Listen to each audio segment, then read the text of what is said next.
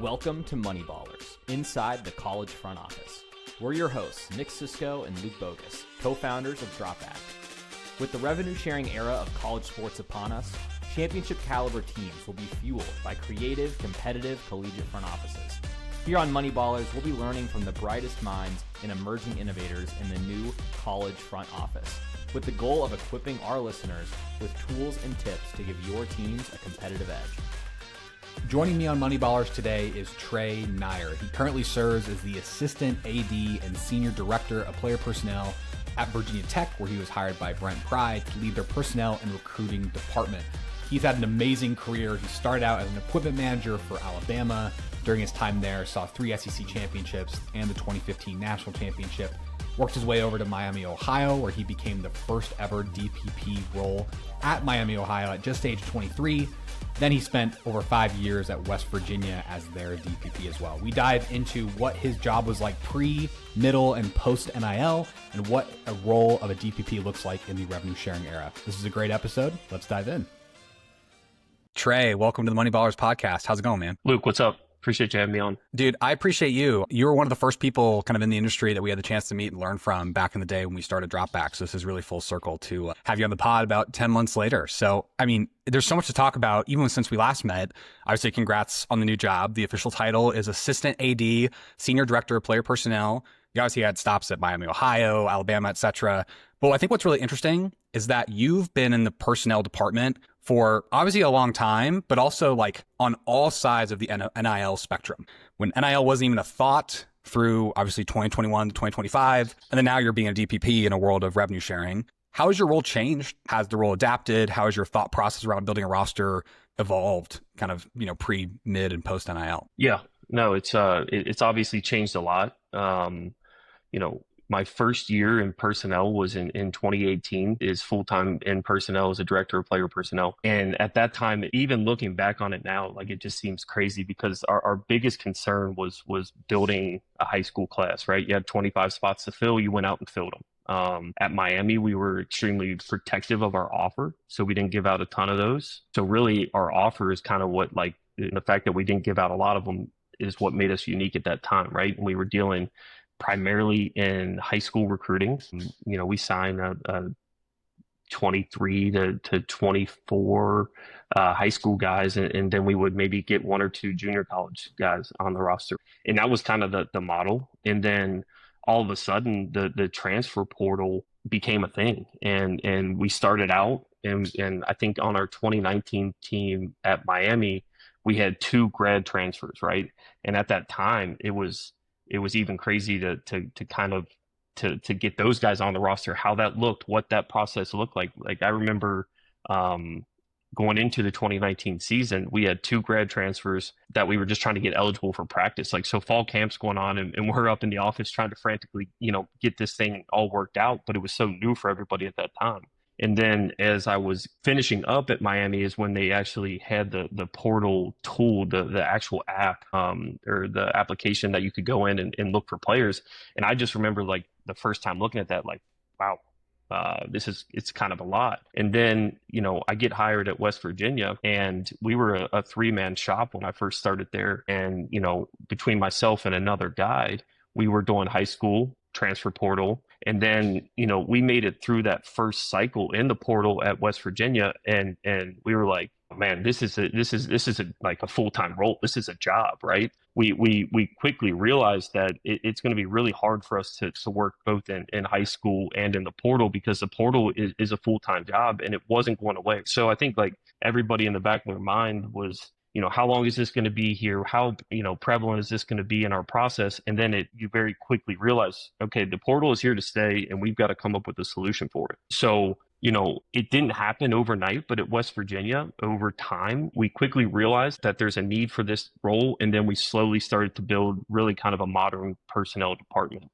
And I think by the time we were done at West Virginia, we had 11 full-time staffers. We were able to split it into college, high school, and then a full-time dedicated recruiting department. The manpower was something that was needed, and you needed people that were fully dedicated to grading college players, grading and projecting high school players, and then ultimately the recruitment of them. And obviously all of those 3 areas have to work together and work together well. but you need people that are full-time focused on it. So I think in the short, from Miami to West Virginia to now Virginia Tech, like the growth is crazy, and just the way the job has changed. But it's been really cool. And I think at West Virginia, the really cool thing, and thing that I'm probably most proud and happy to have been a part of, is our head coach, empowered the personnel and recruiting department, right, to make decisions on evaluation, to have a good evaluation process, and to really own that. And that's what we were able to do. I think that the biggest realization that I had from all that, outside of, all right, we need more people to work in this area. And I worked with a ton of really, really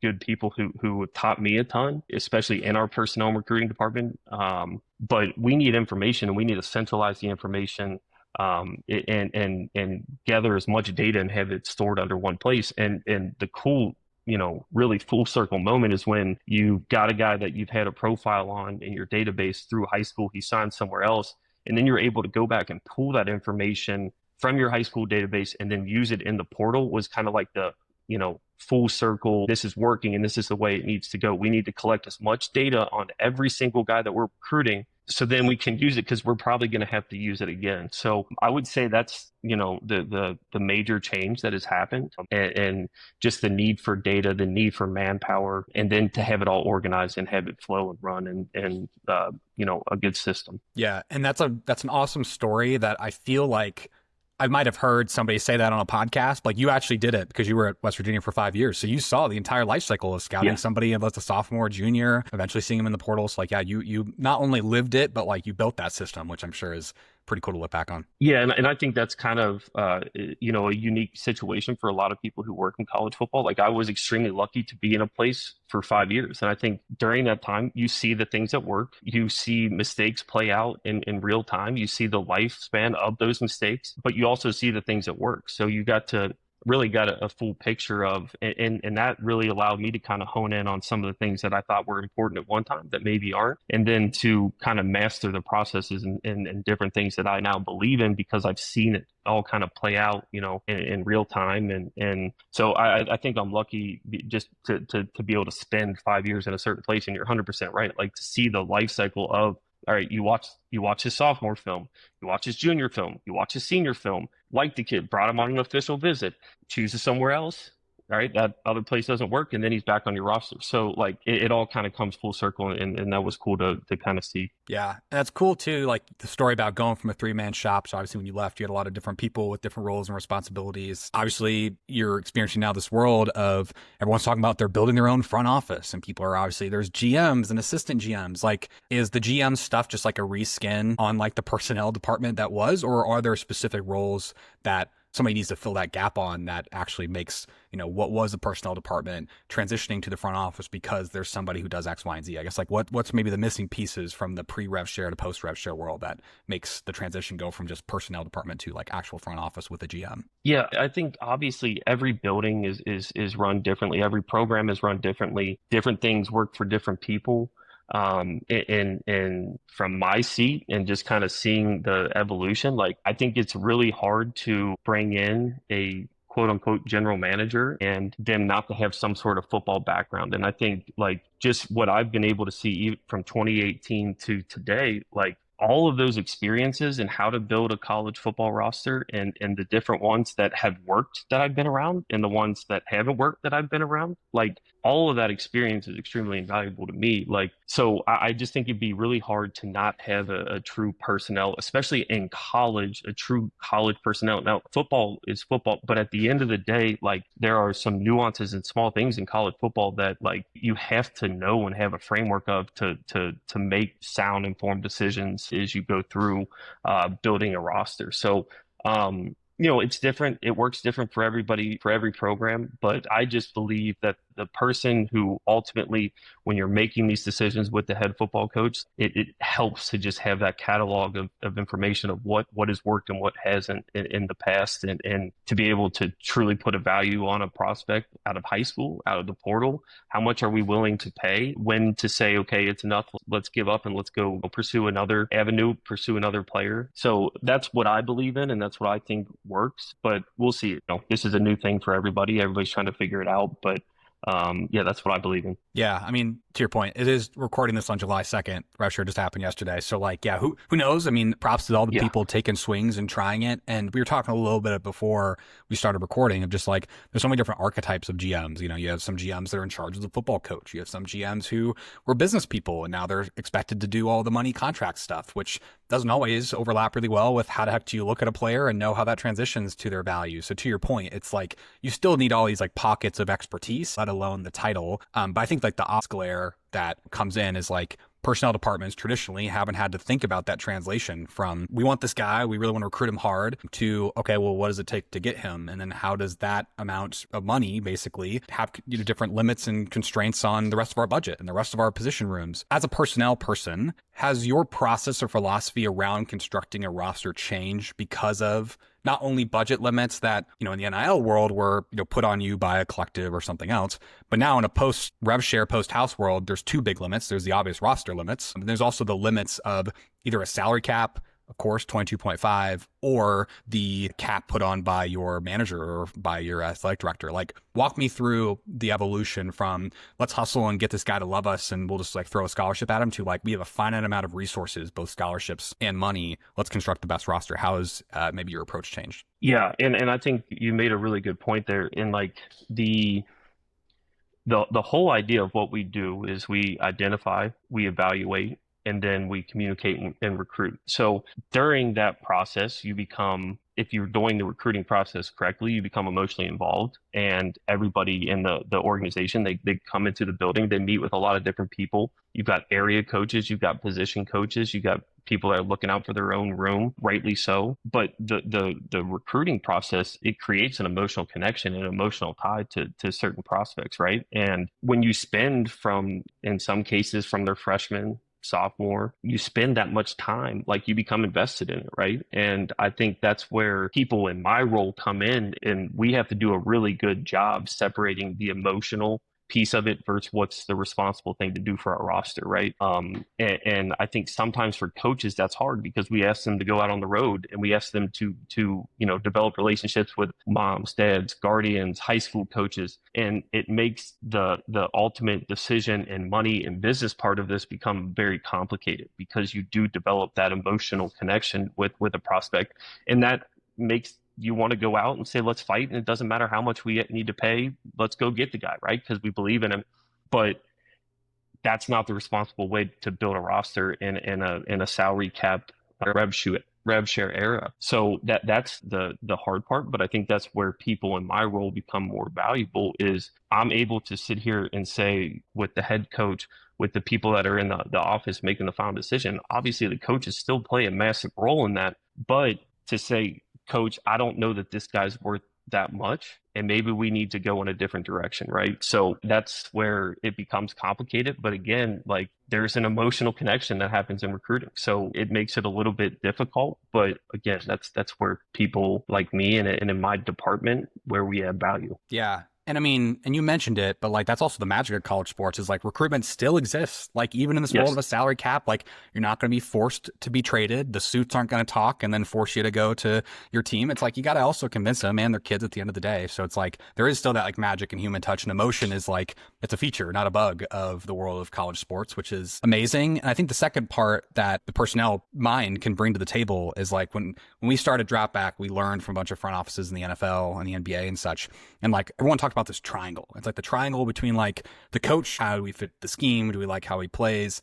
The scouts, like, all right, like let's look at his film, let's look at his toughness grade, all the things that matter to us. But then there's a third prong of the triangle that is R&D. It's the data. It's what the raw facts say. And we decide what facts we like. We know what kind of grades we're looking for just from a very statistical standpoint. And those are all just three voices at the table. And emotion, again, should stand out in the world of college sports. That's the beauty of college sports. But to your point, having that analytics and that data to at least provide a perspective, while it doesn't have to be the decision, it is important. And so maybe my question to you is, how has data introduced into your workflow over the 5 years at West Virginia and now at Virginia Tech? And like, how much does it guide your decision making? Is it like a nice to have, we look at it as like a final check? Is that like at the beginning, we only look at guys in the first place that meet these marks? Like maybe walk me through how you've kind of factored in personnel driven data into your decision making. Yeah, I think, and I hit on it a little bit before, but one of the things that I think my time, especially getting to West Virginia and to today, I saw the need for a database. And that's not like some crazy thought, or that's not some crazy idea. And I wasn't the first one to come up with it. Obviously, at the NFL level, I became infatuated with figuring out the way that they build their databases and different things like that. And we're not at that level in college, but at the same time, too, when I go to watch and put a grade on a player, I want to have the full picture of who that person is, right? So I want to have notes from text messages. I want to have notes from phone calls.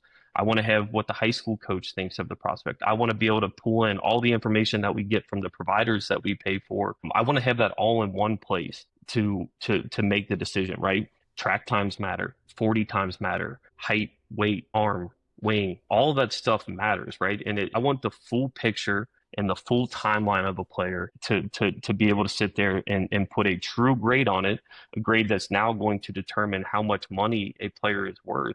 Like, I want that full picture right there in front of me, and I want to be able to remove the emotion from it and say, okay, this is the level that I think that this player is at, and this is how much I think we should probably pay him. And that all is just that's in our grading scale. And that's where, like, the evaluation process, like, I'm not 100% all right, if he doesn't run this in track, then cut him off the board. Like, I just want the full picture to make an informed decision. And I want to bring all of those data points, whether it's from a phone call, whether it's the way that the prospect interacts with our on-campus recruiting director when they're booking the travel. Like, I just want to know who the player is to then put a grade on him, right? And sometimes the film grade versus the character grade is different, and you got to make the decision of, all right, where are we willing to, sacrifice? And ultimately, like, my job is to build a vision, or to build a roster in the vision of the head coach, right? So I got to know exactly what type of player Coach Pry wants on his team. And then it's my job to go out to the best of my ability and find those guys, and then allow our coaches to recruit them and put them in the right direction. So when it comes to data, like, I want as much as we can get, and I want to have it all in one place. And I want to just have, again, a full picture of who he is, what makes him tick, his film, how many years he started on at the varsity level, his production, how he is on the phone, who's in his circle, the people that are in his life, what drives him, right? And a lot of those things are really hard to figure out. But when you start really gathering a lot of those data points, when you go out on the road, and see them when they're freshmen and sophomore, and then kind of watch them grow as they go through their high school career, that all of that stuff is important when it comes to placing a true value and grading and falling into that evaluation process. I think the highlights too, that it's like everyone's kind of figuring out what is the next competitive edge. And for the last 3 to 4 years, it's been like, how do we staff up a collective and get enough businesses to do enough fake quid pro quo, whatever, like the NIL era was. Like, that was just a squeeze to the world that we are now in, which is everyone gets the same amount of money, and how do we allocate it? And so the next phase is, how are we going to allocate it? How do we move faster in the portal? Like, 5 to 10 minutes matters when everything's moving so quick. It's just like we are just beginning in this whole new world of rev-share, which is really exciting. No doubt. Cool, man. No doubt.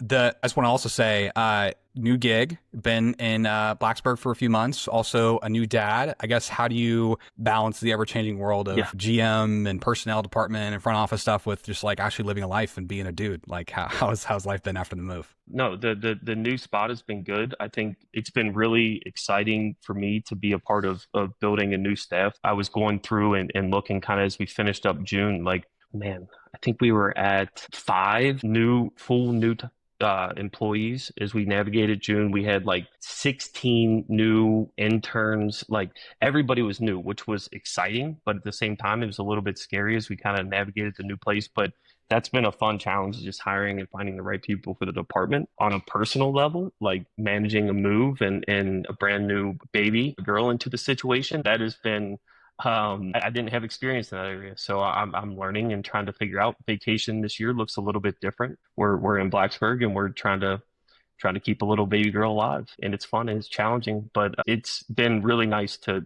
kind of leave work, especially in June during a very busy month. But you come home, and any problem that you had, it seems kind of minute, given that you've got a person who's kind of depending on you to feed them and get them to sleep and all that stuff. So it's cool. It's really cool. I don't get to play as much golf this vacation. I just get to kind of do some laundry and give bottles and change diapers. So just as fun, for sure. Interesting. Yeah, absolutely. Absolutely. Amazing. Well, Trey, thanks for taking 25 minutes with me, man. Always appreciate the things I get to learn from you, and good luck this season. No, I appreciate it, Luke. Thanks for having me on. Thanks for tuning in to Moneyballers.